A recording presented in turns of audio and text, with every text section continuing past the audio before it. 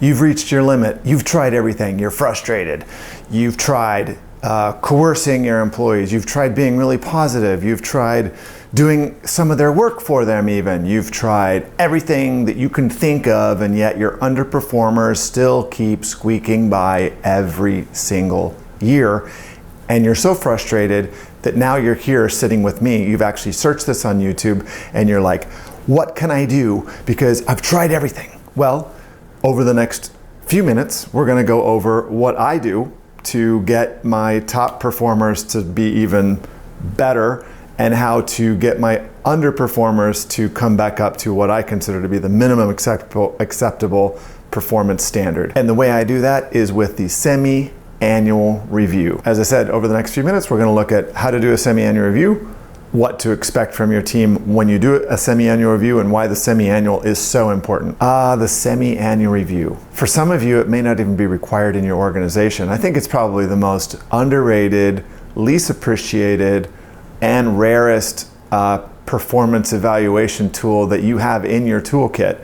And we're gonna talk in this video about why the semi-annual is your stealth secret ninja hack that you can use to get your team to perform better. So why would you want to do a semi-annual review? Everybody's busy, you've got all your work to do. Well, I think the first thing, and this is what I've seen, is that it is a strategic way to get a performance boost across the board for all of your team, right? All the people that report to you, overall, you're going to get a performance boost right after you do the semi-annual reviews. That's a great reason to do one right there. The semi-annual is kind of a no consequences way to address some performance issues that you have in certain employees. You can give feedback to all of your employees and address some issues that really on a day-to-day basis, it's kind of hard to like sit down and have these conversations. This is a golden opportunity for that. The semi-annual is so important because it's also a preamble for the annual review, which usually does have teeth in it. It might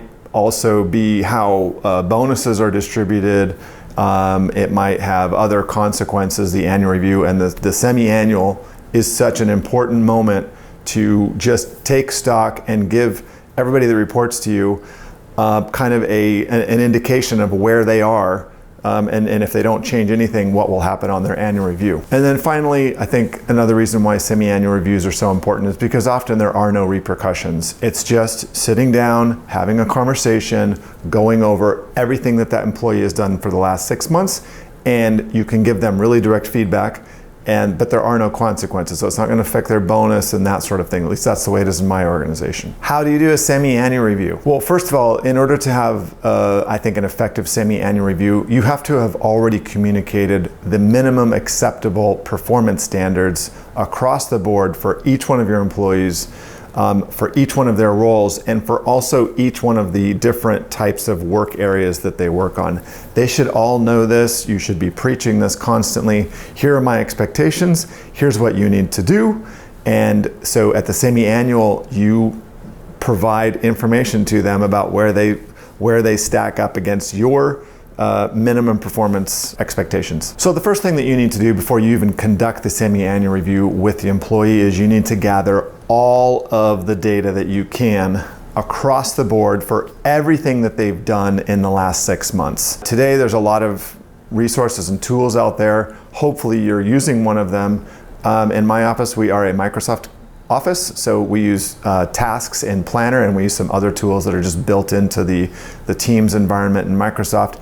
And so that's all time-stamped, it's all there, right? That my employees know that when they work on a task, they need to leave meaningful comments in the task in Planner to kind of move the thing forward, so that if somebody else had to step in and take over that task, they would know what to do. We also have some third-party software that we use for different things, but it took me about 6 to 8 hours in this last round I did in November for each employee. It takes a long time, but it's well worth the energy and the time that you'll put into it because of what I'm about to share with you. I'm gonna give you your semi-annual review right now. You need to hit like on this video to get a satisfactory semi-annual review. If you don't hit like on this video, you're gonna get less than a 3 and you're not gonna get a bonus at the end of the year. So hit like on this video if you're finding something useful, and YouTube will send it out to more people. So once you've gathered all of the data for each task, so each thing that your employees have done in all the different work areas, You put all of this into Excel. What I did was I counted the number of meaningful comments that they had put in a task. I looked at how long it took them to complete the task from when it was assigned to when they actually completed it. And I just gathered all the data that I could. I put all of this into an Excel spreadsheet, and then I used pivot tables to look at their, then I scored each task in each different work area on a scale from 1 to 5. 1 being, oh my gosh, you're horrible, we need to really do something. 2 is just did not meet expectations. 3 is meets expectations. 4 is, wow, you did a great job. And then 5 is, basically you're godlike. I don't give 5s almost ever. Once you have all of that data, then you can start playing around with pivot tables and things like that in Excel and generate reports, which you can then share with the employee in the semi-annual review. And that's exactly what I did. So I went through every single task with the employee. I showed them in the different work areas how I scored their tasks, what their overall averages were across the tasks in the different work areas.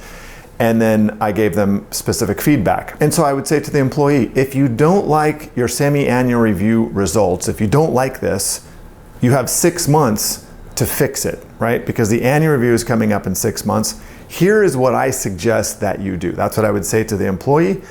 I think that you should schedule time each week to go and take stock of every single one of your tasks. Just schedule it into your calendar. We're all busy until you go into our systems, the planner and tasks in this case in Microsoft, and you just look at every single task that you have and move each one forward if you can in some meaningful way, whether that's reminding somebody that you're waiting on some information from somebody and it's been a week, send another email and follow up. But I think this is the most important. It's getting all of the data, providing really specific, data-driven specific feedback to the employee about where they rank on a scale from 1 to 5 across different work areas, but then also giving them your indications for what they should do to improve their performance. How do employees react when you start doing this?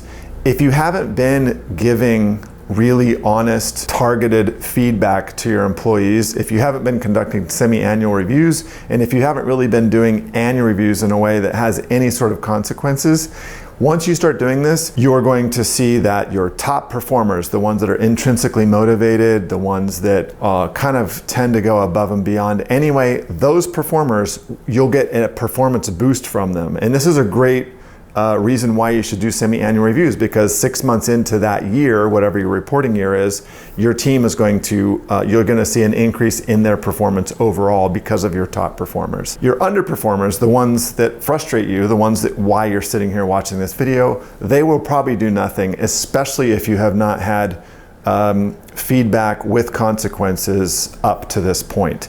They're just going to sit back and do exactly what they've been doing before, sort of almost meeting expectations, but not quite, and just frustrating you. You're the ones that you pour so much time and energy into trying to motivate them and teach them and coach them, and they just don't respond. They're not going to change at all.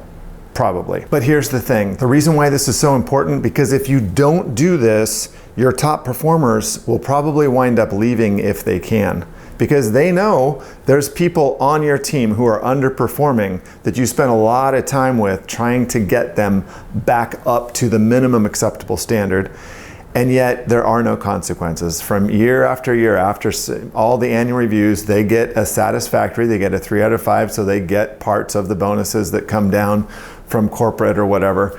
And your top performers see this and they know this, and they're not going to be happy with this over time, and you create a culture of mediocrity, and those people will leave. The ones that really do want to achieve great things in their career, they're gonna wind up leaving. On the other hand, once you start doing this, you're going to see the culture of meeting expectations and the culture of excellence sort of increase in your team, and that's going to reap massive benefits for you as a leader, also for your team, and also for your organization. Okay, this has been a quick video on semi-annual reviews. It's a ninja hack tip that every supervisor should use. I use it every year, and it's really helped me get my team up to the performance standards that I expect, and to keep them there, and also to increase morale of your team. I'll see you guys in the next one.